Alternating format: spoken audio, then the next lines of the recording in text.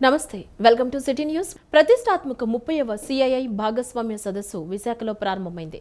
ఉపరాష్ట్రపతి సిపి రాధాకృష్ణన్ ఈ సదస్సును ప్రారంభించారు. Governor justice Abdul Nazeer, CM Chandrababu, కేంద్ర మంత్రులు పీయూష్ గోయల్, రామ్మోహన్ నాయుడు, పెమ్మసాని చంద్రశేఖర్, భూపతిరాజు శ్రీనివాస వర్మ తదితరులు పాల్గొన్నారు. కేంద్రం సాయంతో ఏపీ అభివృద్ధిలో దూసుకుపోతోందని, రాష్ట్రానికి అనేక పెట్టుబడులు వస్తున్నాయని సిఐఐ అధ్యక్షుడు రాజీవ్ మెమాని ఈ సందర్భంగా వెల్లడించారు. విశాఖపట్నం ఏయూ ఇంజనీరింగ్ కళాశాల గ్రౌండ్స్లో 30వ సిఐఐ భాగస్వామ్య సదస్సు ఘనంగా ప్రారంభమైంది. ఈ సదస్సును ఉపరాష్ట్రపతి CP Radhakrishnan, AP governor Abdul Nazeer, ముఖ్యమంత్రి నారా చంద్రబాబు నాయుడు ప్రారంభించారు. భాగస్వామ్య సదస్సుకు కేంద్ర మంత్రులు పీయూష్ గోయల్, రామ్మోహన్ నాయుడు, శ్రీనివాస వర్మ, పెమ్మసాని చంద్రశేఖర్ హాజరయ్యారు. ఈ సదస్సులో ఐటీ శాఖ మంత్రి నారా లోకేష్, సిఎస్ విజయానంద్, సిఐఐ అధ్యక్షుడు Rajiv Memani, CII director general Chandrajit Banerjee పాల్గొన్నారు. విశిష్ట అతిథులుగా కరణ్ అదానీ, యూసఫ్ అలీ, బాబా కళ్యాణి తదితర దిగ్గజ పారిశ్రామికవేత్తలు హాజరయ్యారు. సిఐఐ పెట్టుబడుల సదస్సులో Adani ports SEZ MD Karan Adani ప్రసంగించారు. స్పీడ్ ఆఫ్ డూయింగ్ బిజినెస్తో ఆంధ్రప్రదేశ్ ఆధునికంగా మారుతోందని ఉద్ఘాటించారు. భారతదేశంలో వేగంగా ఎదుగుతున్న స్టార్టప్ స్టేట్గా ఆంధ్రప్రదేశ్ నిలిచిందని తెలియజేశారు. దీనికి మార్గదర్శిగా ముఖ్యమంత్రి చంద్రబాబు వ్యవహరిస్తున్నారని పేర్కొన్నారు. ఏపీలో డేటా సెంటర్లు, ఓడరేవులు, సిమెంట్ ఉత్పత్తి తదితర రంగాల్లో అదానీ పనిచేస్తోందని స్పష్టం చేశారు. $15 బిలియన్ పెట్టుబడులు, 1,00,000కు పైగా ఉద్యోగాలను కూడా అదానీ సంస్థ కల్పించిందని నొక్కి చెప్పారు. ఏపీ వృద్ధిలో అదానీ సంస్థ కూడా భాగస్వామి అవుతోందని చెప్పుకొచ్చారు. నైపుణ్యం ఉన్న యువత, మానవ వనరులు, పారిశ్రామిక అవసరాలకు అనుగుణంగా ఏపీని మంత్రి నారా లోకేష్ తీర్చిదిద్దుతున్నారని కరణ్ అదానీ ప్రశంసించారు. సిఐఐ పెట్టుబడుల సదస్సులో జిఎంఆర్ సంస్థ చైర్మన్ గ్రంథి మల్లికార్జునరావు ప్రసంగించారు. ముఖ్యమంత్రి చంద్రబాబు విజన్కు అనుగుణంగా ఏపీకి అంతర్జాతీయ స్థాయి విమానాశ్రయాలు వస్తున్నాయని వ్యాఖ్యానించారు. భోగాపురం అంతర్జాతీయ విమానాశ్రయం నిర్మాణంలో భాగస్వామి అయినందుకు సంతోషంగా ఉందని తెలియజేశారు. More than ever today, we are seeing a tremendous sense of an urgency in driving structural reforms led by the Government of India under the leadership of our Honorable Prime Minister, the Honorable Commerce and Industry Minister. And these are for, whether it's for enhancing ease of doing business, for bringing in efficiencies in factors of production, opening up new sectors, and they are all enhancing attractiveness and competitiveness of the Indian industry. As we saw from the video, it's not just the traditional manufacturing and infrastructure sectors, but there is an emergence of new sectors which we had never seen before. Both the central and state governments have been promoting these sectors, bringing in new incentives, bringing in new policies, and facilitating implementation. To share a few examples, cell phone exports, which didn't happen earlier, till about 3-4 years back, 5 years back, last month was almost $2.5 billion a month. Investments of US $20 billion in semiconductor fabrication have been approved. He has been a phenomenal host co-chair of the summit, and the arrangements, the detailing in which he went made it so easy for us to see. And people who have come here were enthralled, Honorable Chief Minister, when they landed into the airport and received that phenomenal special welcome at every point. I now turn to the person who has actually chaired this summit over years, who has shaped the summit over years, who has actually contributed into the content of this summit over the many, many years, and who has also actually seen to it that we get this wonderful presence from the globe and has always been able to engage. The type of one-to-one meetings that the Honorable Commerce and Industry Minister would have between today and tomorrow exceeds, I do not know which number, whether to call it 100 or a few hundreds of meetings that he will be having individually, besides addressing many plenaries. Honorable Commerce and Industry Minister of India, Mr. Piyush Goyal ji, thank you for leading us and thank you for making this so very special.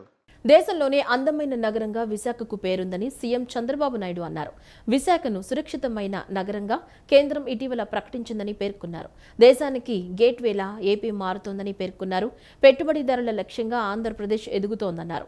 ఆంధ్రప్రదేశ్కు space city, drone city, electronics city, quantum valley, green hydrogen valley వంటివి వస్తున్నాయని ప్రకటించారు. విశాఖపట్నంలో జరుగుతున్న CII భాగస్వామ్య సదస్సులో ముఖ్యమంత్రి నారా చంద్రబాబు నాయుడు ప్రసంగించారు. ఈ సదస్సుకు 72 దేశాల ప్రతినిధులు హాజరయ్యారని ఆయన తెలియజేశారు.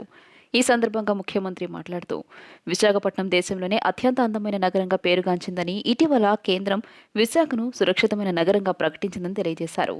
ఆంధ్రప్రదేశ్ దేశానికి ఒక గేట్వేగా మారుతోందని, పెట్టుబడిదారుల గమ్యస్థానంగా రాష్ట్రం ఎదుగుతోందని ఆయన అన్నారు. ప్రధానమంత్రి నరేంద్ర మోదీ పరిపాలనపై దేశ ప్రజలకు విశ్వాసం ఉందని, 2047 నాటికి భారతదేశం ప్రపంచంలోనే అగ్రగామి ఆర్థిక వ్యవస్థగా మారుతుందని చంద్రబాబు ఆశాభావం వ్యక్తం చేశారు. ప్రజలు వనరులు, సాంకేతికతను సమర్థవంతంగా వినియోగించుకుంటే తిరుగులేదని పేర్కొన్నారు. ప్రస్తుతం ప్రపంచ దేశాలని భారత్ వైపు చూస్తున్నాయని, పేదరికం, అసమానతలు రూపుమాపేందుకు తమ ప్రభుత్వం అనేక చర్యలు తీసుకుంటుందని తెలియజేశారు. ముఖ్యంగా గ్రీన్ ఎనర్జీ వినియోగం, స్వచ్ఛాంధ్ర దిశగా వేగంగా అడుగులు వేస్తున్నట్లు ముఖ్యమంత్రి చెప్పారు. ప్రపంచంలో ఎక్కడికి వెళ్లినా ఐటీ రంగంలో తెలుగువారే ముందున్నారని ప్రశంసించారు. ఆంధ్రప్రదేశ్కు space city, drone city, electronic city, quantum valley, green hydrogen valley వంటివి వస్తున్నాయని ప్రకటించారు. సోలార్ విండ్, పంప్డ్ ఎనర్జీ వంటి పునరుత్పాదక ఇంధన రంగంలో ఆంధ్రప్రదేశ్ ముందంజలో ఉందని, ఇప్పటికే అనేక కంపెనీలు రాష్ట్రంలో పెట్టుబడులు పెడుతున్నాయని తెలియజేశారు. అరకు కాఫీని అంతర్జాతీయ స్థాయిలో ప్రోత్సహిస్తున్నట్లు ముఖ్యమంత్రి చంద్రబాబు నాయుడు పేర్కొన్నారు. Visakhapatnam is a beautiful city in India. Even some of the countries you may not have this type of place. Excellent beaches, beautiful sea, and also beautiful hills, and at the same time beautiful people and safest place. Recently, Government of India has rated the number one city for human safety. That is how they rated. So, with all these things, wonderful people are gathering here. 2 days, you had a wonderful stay. And also, in advance, I am requesting you to book next year also to be our guest. That is what I want to request all of you. Honorable Vice President of India, I have known him for a long time, and also during Vajpayee's period onwards he is in politics. At that time he was MP. People used to call him Vajpayee of Coimbatore. That is how he is respected. I am very happy he has come today. He is the 15th Vice President of India. He is a shining example of perseverance, hard work, faith and democratic values. ఏపీలో కేంద్రంలో double engine bullet train సర్కార్లు ఉన్నాయని మంత్రి నారా లోకేష్ పేర్కొన్నారు. ఏపీకి వచ్చే పెట్టుబడులకు అనుమతులు, భూములు కేటాయించి త్వరితగతిన ఉత్పత్తి దశకు చేరుకునేలా చేయూత ఇస్తున్నామని స్పష్టం చేశారు. $2.4 ట్రిలియన్ ఎకానమీగా ఆంధ్రప్రదేశ్ అభివృద్ధి చెందడానికి కేంద్ర మంత్రి పీయూష్ గోయల్ సహకరిస్తున్నారని మంత్రి నారా లోకేష్ పేర్కొన్నారు. దేశానికి గ్రోత్ ఇంజిన్ గా ఏపీకి గ్రోత్ కారిడార్ గా విశాఖపట్నం తయారవుతున్నాయని ఆంధ్రప్రదేశ్ రాష్ట్ర ఐటీ, విద్యాశాఖ మంత్రి నారా లోకేష్ వ్యాఖ్యానించారు. విశాఖపట్నంలోని సిఐఐ పెట్టుబడుల సదస్సులో మంత్రి నారా లోకేష్ పాల్గొని ప్రసంగించారు. అమరావతి నిర్మాణం విశాఖ అభివృద్ధిని ముఖ్యమంత్రి చంద్రబాబు నాయుడు పరుగులు పెట్టిస్తున్నారని ఉద్ఘాటించారు. ఏపీకి వచ్చే పెట్టుబడులకు అనుమతులు, భూములు కేటాయించి త్వరితగతిన ఉత్పత్తి దశకు చేరుకునేలా చేయూత ఇస్తున్నామని స్పష్టం చేశారు. ఏపీలో కేంద్రంలో డబుల్ ఇంజిన్ బుల్లెట్ ట్రైన్ సర్కార్లు ఉన్నాయని నొక్కి చెప్పారు. ఆంధ్రప్రదేశ్లో పెట్టుబడులు పెడితే వాటిని ప్రభుత్వ పెట్టుబడులుగా భావించి వారందరికీ అండగా నిలుస్తున్నామని మాటిచ్చారు. $2.4 ట్రిలియన్ ఎకానమీగా ఆంధ్రప్రదేశ్ అభివృద్ధి చెందడానికి కేంద్ర మంత్రి పీయూష్ గోయల్ సహకరిస్తున్నారని మంత్రి నారా లోకేష్ పేర్కొన్నారు. Growth engine. Quite a few people ask me why they should consider Andhra Pradesh as their destination, as their home, and I only give them 3 clear reasons. First, we have a leadership with a clear track record. It is none other than our Chief Minister, Shri Nara Chandrababu Naidu Garu. Politicians have an opportunity to create one legacy, but people of my state have been kind to give him another opportunity to create a second legacy, and that legacy is what we see today in front of us, which is Amravati and Visakhapatnam. The second reason you should consider Andhra Pradesh is, of course, our speed. Friends, we live in a fast-changing world where markets, regulations, and technology keep evolving. I have met thousands of investors and corporates in the last 1 year. The single most important requirement for a company is speed. They expect the same speed from governments. This speed needs to be a mission. We need to grant land, permits, approvals, incentives with a speed that the project can take off and serve the markets. And to all the industrialists who are here in the audience, we will beat your company's speed here in Andhra Pradesh. And the third reason why you should invest here in Andhra Pradesh is what I call the double engine bullet train government.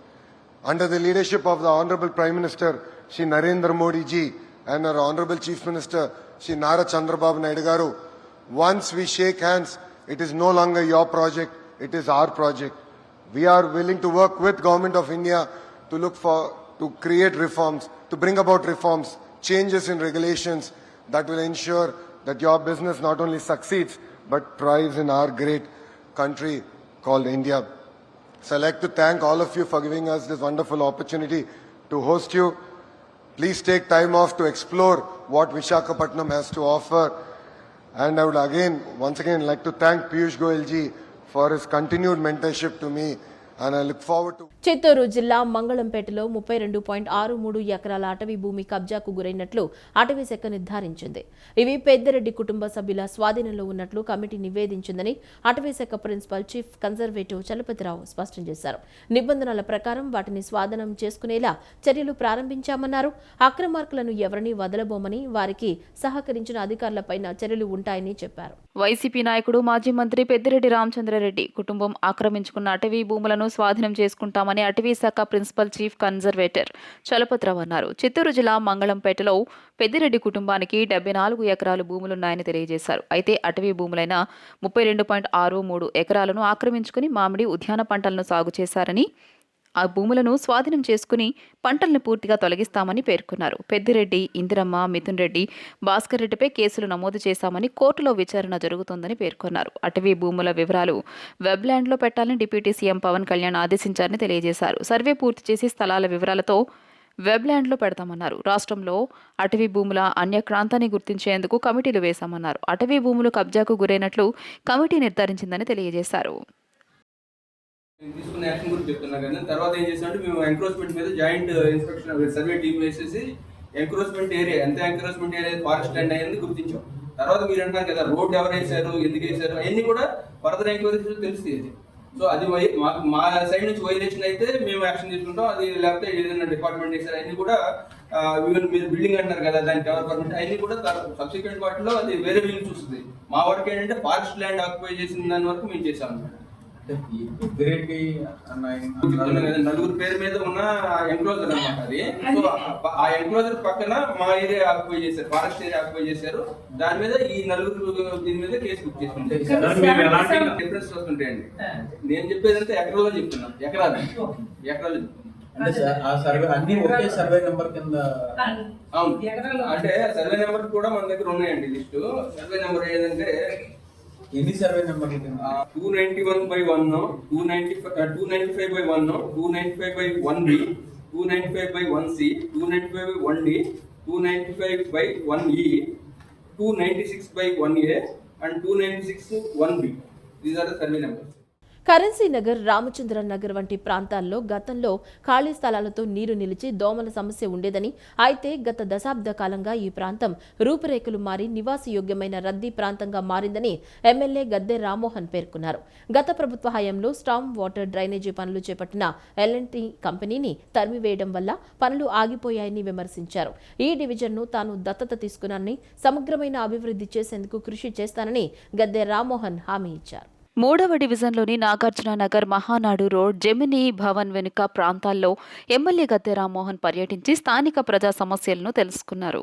ఈ సందర్భంగా ఆయన road, drainage పనులకు శంకుస్థాపన చేశారు. అనంతరం MLA మాట్లాడుతూ currency Nagar, Ramachandra Nagar వంటి ప్రాంతాలు గతంలో ఖాళీ స్థలాలతో నీరు నిలిచి దోమల సమస్య ఉండేదని, అయితే గత దశాబ్ద కాలంగా ఈ ప్రాంతం రూపురేఖలు మారి నివాసయోగ్యమైన రద్దీ ప్రాంతంగా మారిందని పేర్కొన్నారు. ఈ ప్రాంతంలో IAS అధికారులు, సెక్రటేరియట్, సెక్రటేరియట్ ఉద్యోగులు సహా అనేక మంది నివసిస్తున్నందున మౌలిక సదుపాయాల కల్పనకు ప్రాధాన్యత ఇస్తున్నామని తెలిపారు. గత 19 నెలల కాలంలో అనేక రోడ్ల నిర్మాణానికి శంకుస్థాపన చేయగా చాలా పనులు పూర్తయ్యాయని వివరించారు. ఈ ప్రాంత అభివృద్ధికి డ్రైనేజీ వ్యవస్థ ప్రధాన సమస్యగా ఉన్నందున ఆయన గత ప్రభుత్వ హయాంలో స్మార్ట్ వాటర్ డ్రైనేజీ పనులు చేపట్టిన L&T కంపెనీని తరిమేయడం వల్ల పనులు ఆగిపోయాయని, కనీసం పూడిక కూడా తీయలేని పరిస్థితి ఏర్పడిందని విమర్శించారు. ప్రస్తుత ముఖ్యమంత్రి నారా చంద్రబాబు నాయుడు గారు రోడ్లు, డ్రైన్ల కోసం ప్రత్యేకంగా నిధులు కేటాయిస్తున్నారని, అందులో భాగంగా CRDA నుంచి 250 కోట్ల రూపాయల్లో సుమారు 80 కోట్లను తూర్పు నియోజకవర్గంలోని 5 ప్యాకేజీల డ్రైనేజీ పనులకు కేటాయించినట్లు తెలియజేశారు. వచ్చే వర్షాకాలంలోపు ఈ పనులు పూర్తి చేయాలని లక్ష్యంగా పెట్టుకున్నామని తెలియజేశారు. ఈ కరెన్సీ నగర్ ప్రాంతం, రామచంద్ర నగర్ కానీ ఇవన్నీ కూడా గతంలో 2014-19లో ఇక్కడ చాలా ఖాళీ స్థలాలుండి అనేక రకాలుగా నీళ్లు, దోమలు, రకరకాల ఇబ్బందుల సందర్భంలో విజయవాడ నగరానికి ఖాళీ స్థలాలు ఉన్న ప్రాంతంగా ఈ ప్రాంతంలో అనేక మంది వచ్చి బిల్డింగ్లు కట్టుకోవటం, దాని రూపురేఖలు కూడా మారినాయి.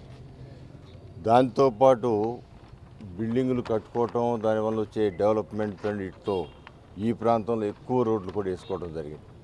గత 10 సంవత్సరాల నుంచి కూడా ఈ ప్రాంతంలో ఇవాళ ఎంతో రద్దీ అయిన ప్రాంతంగా, జన నివాసానికి ఆమోదయోగ్యమైన ప్రాంతంగా చాలామంది IAS ఆఫీసర్లు కూడా ఈ ఏరియాలో ఉండటం జరిగింది. చాలా సెక్రటేరియట్ ప్రధాన ఎంప్లాయీస్ కూడా చాలామంది ఇక్కడ ఉండటం జరుగుతుంది. అందువల్ల దీనికి కావాల్సిన మౌలిక సదుపాయాలను ఏర్పాటు చేయడానికి ఒక్క రోడ్డు కూడా లేకుండా ఉండకూడదు ఈ ప్రాంతంలో ఉద్దేశంతో ఈ 19 నెలల కాలంలో అనేకమైన రోడ్ల నిర్మాణానికి శంకుస్థాపన చేయడం జరిగింది. చాలా రోడ్లు కూడా పూర్తవడం జరిగింది. ఇంకా పూర్తి కావాల్సిన రోడ్లు ఉన్నాయి.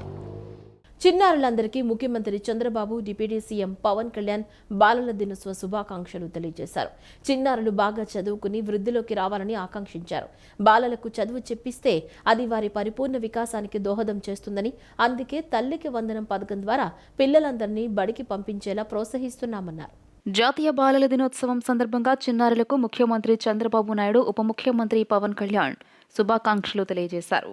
సామాజిక మాధ్యమం X వేదికగా స్పందిస్తూ చిన్నారుల భవిష్యత్తుకు బంగారు బాటలు వేసేందుకు కూటమి ప్రభుత్వం నిరంతరం కృషి చేస్తోందని సీఎం అన్నారు. జాతీయ బాలల దినోత్సవం సందర్భంగా చిన్నారులందరికీ శుభాకాంక్షలు. రేపటి తరాన్ని అన్ని విధాలా శక్తివంతంగా, సమర్థవంతంగా తీర్చిదిద్దడం కోసం వారి భవిష్యత్తుకు బంగారు బాటలు వేసేందుకు కూటమి ప్రభుత్వం నిరంతరం కృషి చేస్తోంది. బాలలకు చదువు చెప్పిస్తే అది వారి పరిపూర్ణ వికాసానికి దోహదం చేస్తుంది. అందుకే తల్లికి వందనం పథకం ద్వారా పిల్లలందరినీ బడికి పంపించేలా ప్రోత్సహిస్తున్నాం.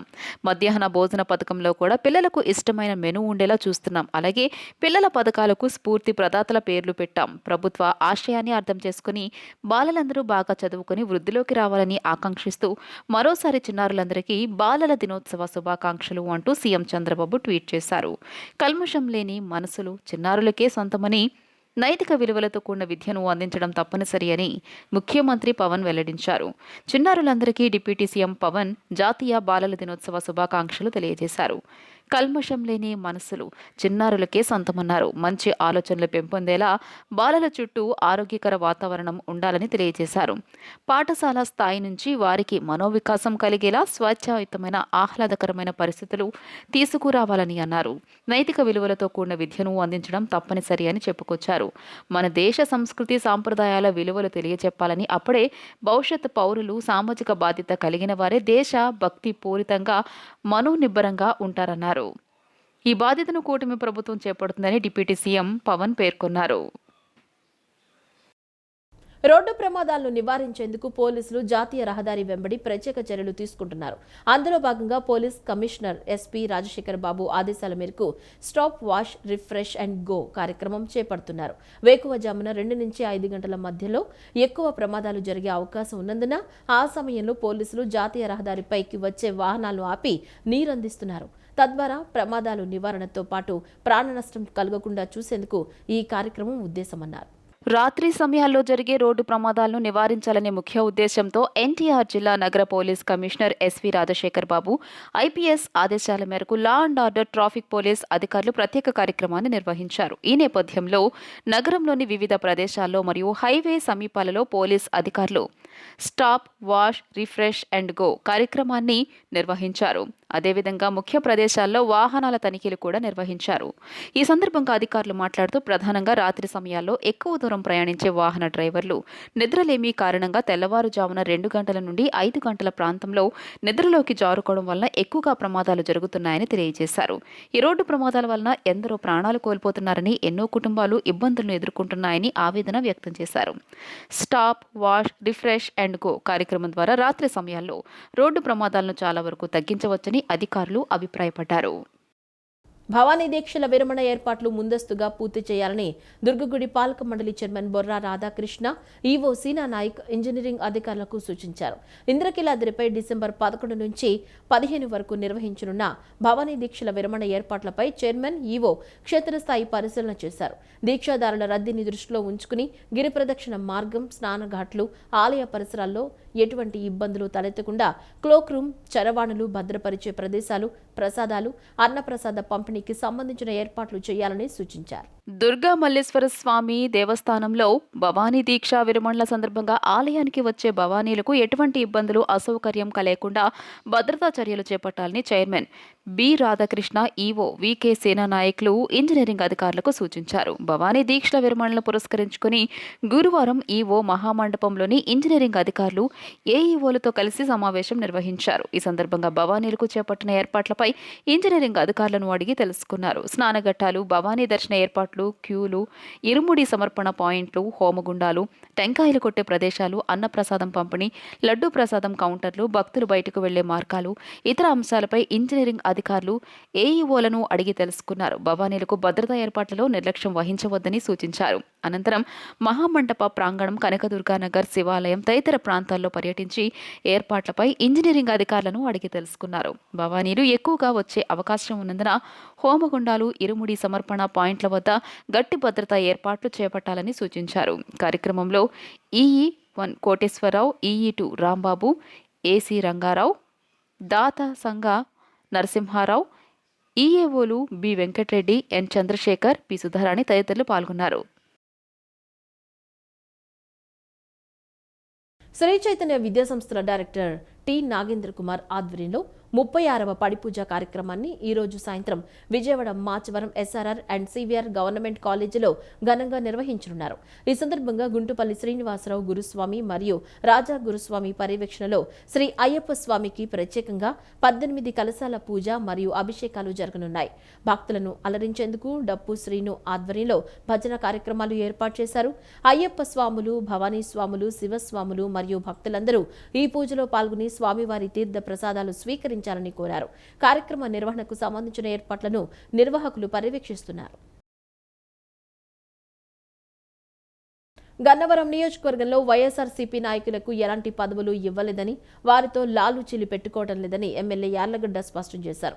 వైసీపీ నుంచి టీడీపీకి వచ్చేటప్పుడు జగన్మోహన్ రెడ్డి రాష్ట్ర స్థాయి పదవులు సహా అనేక ప్రలోభాలకు గురి చేసినప్పటికీ వాటిని తిరస్కరించి టీడీపీలోకి వచ్చి సవాల్ చేసి అత్యధిక మెజారిటీతో గెలిచి చూపించారని తెలిపారు. గన్నవరం నియోజకవర్గ తెలుగుదేశం పార్టీకి సంబంధించిన మండల క్లస్టర్ కమిటీలు, గ్రామ అధ్యక్షులు, యూనిట్ పోలింగ్ బూత్ ఇన్ఛార్జీలు, నూతనంగా నామినేట్ అయిన నాయకుల ప్రమాణ స్వీకార కార్యక్రమం గన్నవరం రోటరీ క్లబ్లో జరిగింది. ఈ కార్యక్రమానికి ముఖ్య అతిథులుగా గన్నవరం శాసనసభ్యులు, ప్రభుత్వ విప్ యార్లగడ్డ వెంకట్రావు, రాష్ట్ర ఆర్టీసీ చైర్మన్ కొనకళ్ళ నారాయణరావు, నియోజకవర్గం పరిశీలకులు వద్రానం హరిబాబు హాజరయ్యారు. కృష్ణా జిల్లా టీడీపీ అధ్యక్షులు, RTC chairman Konakalla Narayana Rao, MLA Yarlagadda Venkat Rao నూతన నాయకుల చేత ప్రమాణ స్వీకారం చేయించారు. ఈ కార్యక్రమంలో రాష్ట్ర మహిళా నాయకురాలు మూల్పూరి సాయి కళ్యాణి, మండల మహిళా నాయకురాలు మేడేపల్లి రమతో పాటు పెద్ద ఎత్తున పార్టీ నాయకులు, కార్యకర్తలు పాల్గొన్నారు.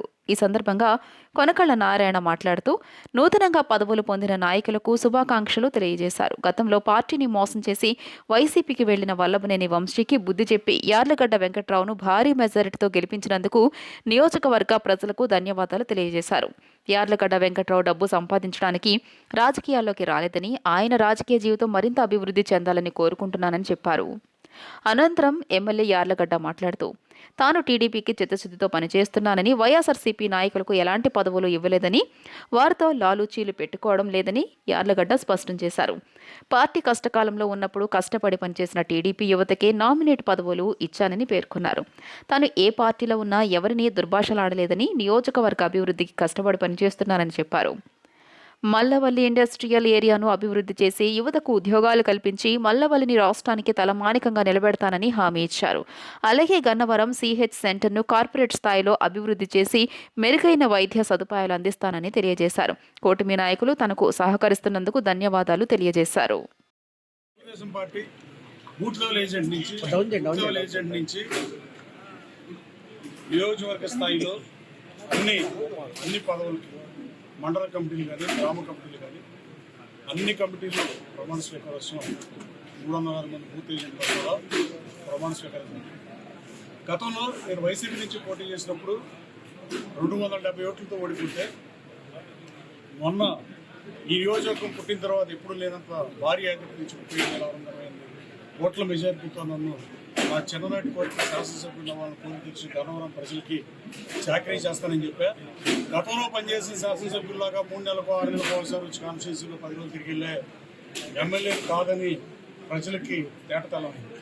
నేను శాసనసభ్యుడు అయిన తర్వాత ఈ 17 మాసాల కాలంలో లోకేష్ బాబు 10 రోజులు అమెరికా వెళ్ళా తప్ప, హైదరాబాద్ ఏదైనా పెళ్లికి 10 రోజులు 20 రోజులు తప్ప మిగతా అన్ని రోజులు నియోజకవర్గానికి అందుబాటులో ఉండి సర్వీస్ చేసే పరిస్థితి.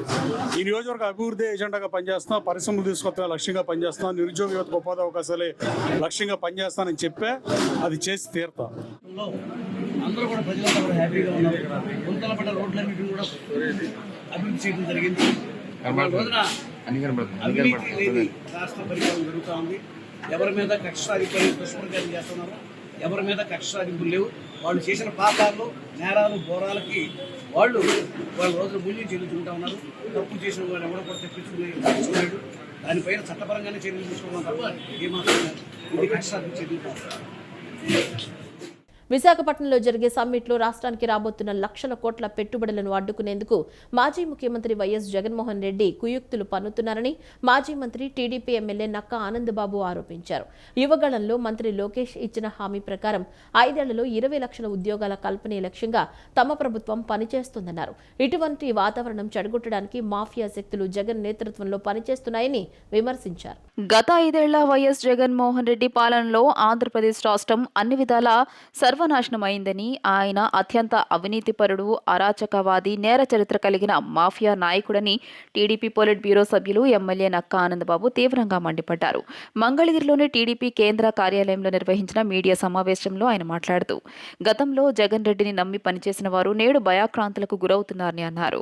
రాజకీయ అధికారం దోపిడీ దాహం కోసం జగన్ ఎవరినైనా బలి చేస్తారని, అందులో తనువు, తమ భేదాలు, రక్త సంబంధాలు, స్నేహాలు, బంధుత్వాలు ఏవీ లేవని విమర్శించారు. వైఎస్ఆర్ అధికారంలో ఉన్నప్పుడే లక్షల కోట్లు దోచుకున్నారని, 16 నెలలు జైల్లో ఉన్న విషయాన్ని గుర్తు చేశారు. చట్టాన్ని ఉల్లంఘించడం, అధికారులతో కూడా ఉల్లంఘించేలా చేయడం జగన్ నైజమని, ఆయన చేష్టల కారణంగా 6 డజనుకు పైగా ఐఏఎస్ అధికారులు జైలుకు వెళ్లారని, ఎంతో మంది పారిశ్రామికవేత్తలు కూడా జైలు పాలయ్యారని పేర్కొన్నారు. నేర మనస్తత్వం ఉన్న వ్యక్తి చుట్టూ ఉన్న వారితో కూడా నేరాలే చేయిస్తారని, అలవాటు లేకపోయినా అలవాటు చేసి ఆ నేరాల్లో భాగస్వాములను చేసి బలి చేస్తారని ఆనంద్ బాబు ఆరోపించారు. ఇది యథార్థం. ఎందుకంటే ఇటువంటి వ్యక్తుల్ని చివరికి నమ్మిన వాళ్ళు, విశ్వాసంతో పనిచేసిన వాళ్ళు కూడా ఎక్కడికి తప్పించుకోలేరు. జగన్మోహన్ రెడ్డిని నమ్మి పనిచేసిన వాళ్ళు ఈరోజు వెంబేలెత్తిపోతా ఉన్నారు, భయపడిపోతా ఉన్నారు. ఈ జగన్ రెడ్డి తన రాజకీయ అధికార దోపిడీ దాహానికి ఎవడైనా బలిస్తాడు. అందులో ఎవరు తమ భేదాలేమి లేవు, రక్త సంబంధం లేదు, స్నేహితులు లేదు, బంధువులు లేదు, ఎవడో లేదు, ఎవడైనా భరిస్తాడు. తనను తాను కాపాడుకోవడానికి ఎంతకైనా తెగిస్తాడు. అది ఇవాళ కాదు, మొదటి నుంచి అలవాటు అతనికి. అసలు ఏ అధికారం లేనప్పుడు వాళ్ళ నాన్న, వాళ్ళ తండ్రి అధికారంలో ఉన్నప్పుడు, ముఖ్యమంత్రిగా ఉన్నప్పుడే లక్షల కోట్లు దోచేశాడు. 16 నెలలు జైల్లో ఉన్నాడు ఆ కేసుల్లో. ఆ రోజు చేసినటువంటి, ఇతనికి ఉన్నటువంటి ఈ తప్పుడు పనులు అతను చేయటం, పక్కన వాళ్ళు ప్రోత్సహించి చేపించటం, చట్టాన్ని ఉల్లంఘించటం, వారు ఉల్లంఘించేలా పక్కన అధికారులు ఉల్లంఘించేలా చేయటం, ఇతను మానసిక ఆనందం పొందటం, అక్రమ ఆస్తులు కూడగట్టుకొని ఒక సైకోలాగా ఆ ఆస్తులు చూసుకుంటూ ఆనందిస్తూ ఉంటాడు ఇతను. నేటి బాలలే రేపటి భారతదేశాన్ని దిశ దశ నిర్దేశకులని విజయ డైరీ చైర్మన్ చలసాని ఆంజనేయులు అన్నారు. హనుమాన్ జంక్షన్ ఏలూరు రోడ్లోని ఆశాజ్యోతి ఆశ్రమం దివ్యాంగుల మధ్య చిల్డ్రన్స్ డే వేడుకలు ఘనంగా నిర్వహించారు. హనుమాన్ జంక్షన్ ఏలూరు రోడ్లోని ఆశాజ్యోతి ఆశ్రమం దివ్యాంగుల మధ్య చిల్డ్రన్స్ డే వేడుకలు ఘనంగా నిర్వహించారు. ఈ కార్యక్రమానికి ముఖ్య అతిథిగా విజయ డైరీ చైర్మన్ చలసాని ఆంజనేయులు పాల్గొన్నారు. చలసాని దివ్యాంగ పిల్లలకు ఆప్యాయంగా పలకరించి వారికి పిల్లలకు పాలు, బిస్కెట్లు, కేకు, అరటి పండ్లు పంపిణీ చేశారు. తదనంతరం చలసాని రాజా పుట్టినరోజు సందర్భంగా కేక్ కట్ చేసి పిల్లలకు స్వీట్లు అందజేశారు. విజయ డైరీ చైర్మన్ చలసాని ఆంజనేయులు మాట్లాడుతూ దివ్యాంగ పిల్లల మధ్య బాలల దినోత్సవం జరుపుకోవడం ఆనందంగా ఉందన్నారు. తాను 2 అనాథ పిల్లలను దత్తత తీసుకుని వారి బాగోగులు చూసుకుంటున్నట్లు తెలియజేశారు. నేటి బాలలే రేపటి భారతదేశాన్ని దిశ దశ నిర్దేశకులని పేర్కొన్నారు. ఈ కార్యక్రమంలో Krishna milk union chairman Chalasani Anjaneyulu, Chalasani Purna, Brahmayya దంపతులు, చలసాని హనుమాన్ చౌదరి, యలమంచిలి మూర్తి, పాలడుగు శ్రీధర్, త్రిపురనేని సత్యనారాయణ తదితరులు పాల్గొన్నారు.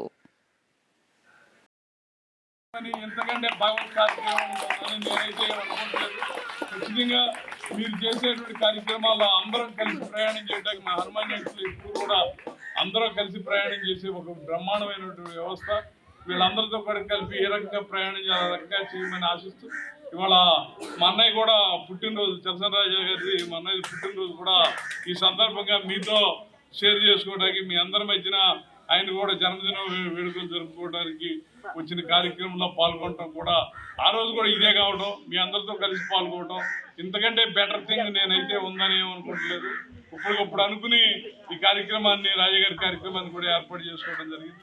ఖచ్చితంగా మనస్ఫూర్తిగా భగవంతుడు ఆయనకి కూడా ఆయన ఆరోగ్యాలు అన్ని రకాలైనటువంటి ఆశీస్సులు ఇవ్వాలని మనస్ఫూర్తిగా కోరుకుంటున్నాను. ఈ వార్తలు ఇంతటితో సమాప్తం. నమస్కారం.